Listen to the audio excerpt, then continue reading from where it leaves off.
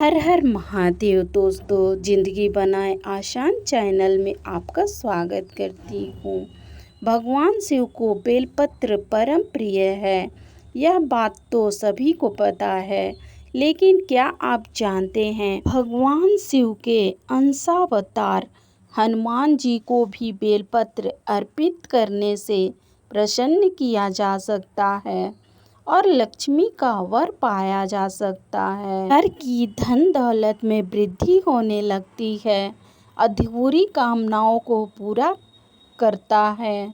सावन के महीने में शिव पुराण के अनुसार सावन का माह के सोमवार को शिवालय में बेलपत्र चढ़ाने से 1 करोड़ कन्यादान के बराबर फल मिलता है।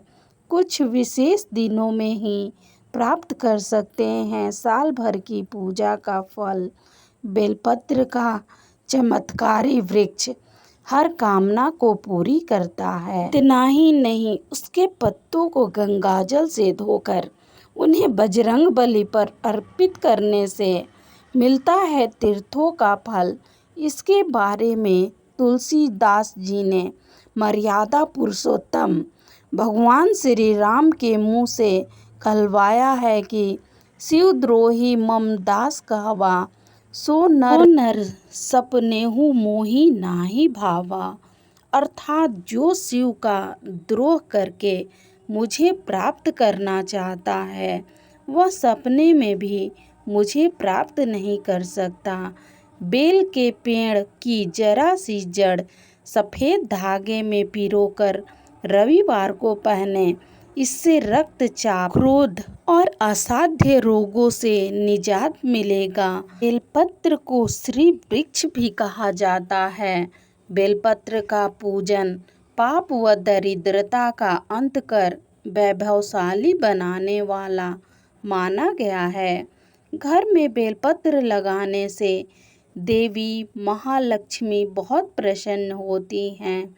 इन पत्तों को लक्ष्मी का रूप माना जाता है। इन्हें अपने पास रखने से कभी धन दौलत का अभाव नहीं होता। बेलपत्र या बिल्वपत्र भगवान शिव को बहुत प्रिय है। कहते हैं, शिव को बिल्वपत्र चढ़ाने से लक्ष्मी की प्राप्ति होती है। बिल्वपत्र पेड़ की पत्तियों की खासियत यह है कि ये तने के समूह में मिलती हैं। धार्मिक और औषधीय महत्व। बेलपत्र वृक्ष को महादेव का रूप माना जाता है। ऐसी मान्यता है कि बेल वृक्ष के जड़ में महादेव का वास रहता है, इसलिए इस पेड़ की जड़ में महादेव की पूजा की जाती है। इतना ही नहीं, कहते हैं बिल्व वृक्ष को सींचने से सभी तीर्थों का फल मिल जाता है। हालांकि बेलपत्र को हमेशा नहीं तोड़ सकते। शिव उपासना के लिए प्रमुख दिन सोमवार को बेलपत्र नहीं तोड़ना चाहिए। चतुर्थी, अष्टमी, नवमी, चतुर्दशी और अमावस्या को बेलपत्र नहीं तोड़ना चाहिए। किसी माह में संक्रांति के दिन भी बेलपत्र तोड़ना उचित नहीं है। अगर इन तिथियों में शिव पूजा में बेलपत्र की आवश्यकता हो तो उसके लिए यह नियम है कि आप शिव पूजा में उपयोग किए गए बेलपत्र को फिर से धोकर शिव जी को अर्पित कर सकते हैं। बिल्व वृक्ष या बेल का पेड़ हमारे लिए एक उपयोगी वनस्पति है, तो हमारे कष्टों को दूर करता है। भगवान शिव को बिल्व वृक्ष की पत्तियां चढ़ाने का अर्थ यह होता है कि जीवन में हम भी लोगों के संकट में उनके काम आएं। दूसरों के दुख के समय काम आने वाला व्यक्ति या वस्तु भगवान शिव को प्रिय है। औषधीय गुण।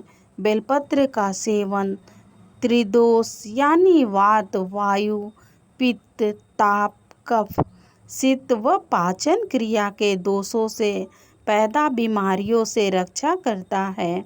यह त्वचा रोग और डायबिटीज के बुरे प्रभाव बढ़ने से भी रोकता है।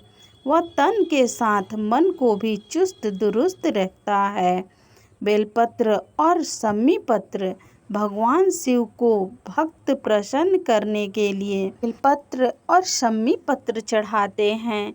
इस संबंध में एक पौराणिक कथा के अनुसार 89,000 ऋषियों ने महादेव को प्रसन्न करने की विधि परमपिता ब्रह्मा से पूछी, तो ब्रह्मदेव ने बताया कि महादेव 100 कमल चढ़ाने से जितने प्रसन्न होते हैं उतना ही एक नील कमल चढ़ाने पर होते हैं।